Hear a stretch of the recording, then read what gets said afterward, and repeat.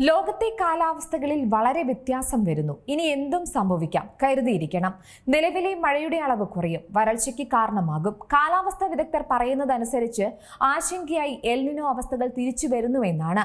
അതിനാൽ 2026 നിർണായകമാണ്. കാരണം എൽ നിനോ 2026 രണ്ടാം പകുതിയിൽ തുടങ്ങി വടക്കൻ അർദ്ധഗോളത്തിലെ ശൈത്യകാലത്ത് അതിന്റെ ഉച്ചസ്ഥായിയിൽ എത്തുമെന്ന് റിപ്പോർട്ടുകൾ സൂചിപ്പിക്കുന്നു. മാത്രമല്ല, എൽ നിനോ 2026 മുതൽ 2027 സീസൺ വരെ നീണ്ടു നിൽക്കുകയും ചെയ്യും. ഇത്തവണ 2026 രണ്ടാം പകുതിയിൽ ഈ പ്രതിഭാസം ശക്തിപ്പെടുകയും ചെയ്യുമത്രേ.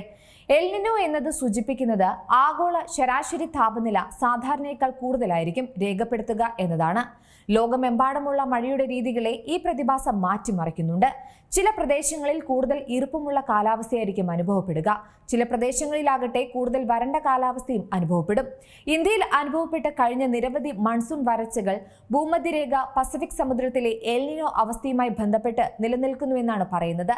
എൽ നിനോ സംഭവിക്കുന്ന സമയത്ത് ഉഷ്ണമേഖല പസഫിക്കിനു മുകളിലുള്ള മർദ്ദം കുറയും. ഇത് മഴയും കൊടുങ്കാറ്റും ഈ പ്രദേശത്ത് വർദ്ധിക്കുന്നതിലേക്ക് നയിക്കുമെന്നും പറയുന്നുണ്ട്. കിഴക്കൻ പസഫിക്കിലെ വായു ഉയരുകയും ചെയ്യും. അത് മഴ വർദ്ധിപ്പിക്കുകയും അവിടെ അന്തരീക്ഷ മർദ്ദം കുറയ്ക്കുകയും ചെയ്യുന്നുണ്ട്. കൂടാതെ ഭൂമധ്യരേഖ പസഫിക്കിനു മുകളിലുള്ള അന്തരീക്ഷ മർദ്ദം മഴ കാലാവസ്ഥയിൽ മാറ്റങ്ങൾ വരുത്തും. പ്രത്യേകിച്ച് ലോകമെമ്പാടും വ്യാപിക്കും. അത് ഇന്ത്യയിൽ പലപ്പോഴും മൺസൂൺ സീസൺ മഴ കുറയ്ക്കുന്നതിന് കാരണമാകും. സാധ്യത ഇങ്ങനെയൊക്കെ പറയുന്നുണ്ടെങ്കിലും കാലാവസ്ഥയിൽ മാറ്റം വരാം. എൽ നിനോ അവസ്ഥയുടെ തിരിച്ചുവരവിന്റെ സാധ്യതയുടെ ആദ്യ ലക്ഷണങ്ങൾ ഭൂമധ്യരേഖ പസഫിക് സമുദ്രം കാട്ടുന്നുണ്ട്. ഇത് 2026 രണ്ടാം പകുതിയിൽ ആരംഭിച്ച് വടക്കൻ അർദ്ധഗോളത്തിലെ ശൈത്യകാലത്ത് അതിന്റെ ഉച്ചസ്ഥായിലെത്തും.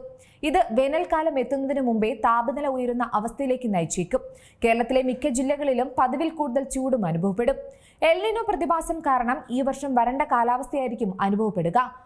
പകൽ സമയത്ത് മിക്ക ജില്ലകളിലും ശരാശരി 30 ഡിഗ്രിക്ക് മുകളിൽ താപനിലയുണ്ടാകും. മാത്രമല്ല, ഉയർന്ന താപനിലയിൽ വർധനവാണ് പലയിടത്തും രേഖപ്പെടുത്തുക.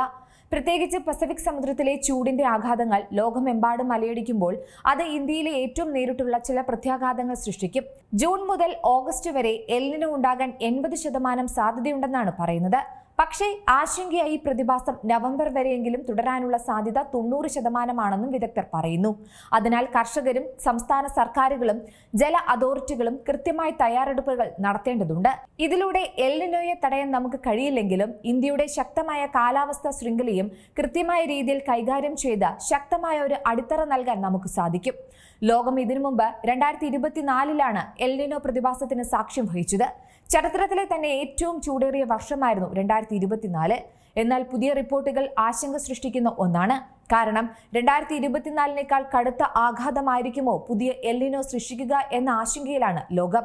അതിനാൽ ആഗോളതലത്തിൽ വരാനിരിക്കുന്ന വരൾച്ചയെയും കടുത്ത കാലാവസ്ഥാ വ്യതിയാനങ്ങളെയും നേരിടാൻ രാജ്യങ്ങൾ സജ്ജമാകണമെന്ന് UN പറയുന്നു. ഏറ്റവും പുതിയ വാർത്തകളും വിശേഷങ്ങളും വിരൽ തുമ്പിലറിയാൻ സീ മലയാളം ന്യൂസ് എല്ലാ ഡിജിറ്റൽ പ്ലാറ്റ്ഫോമുകളിലും ലഭ്യം.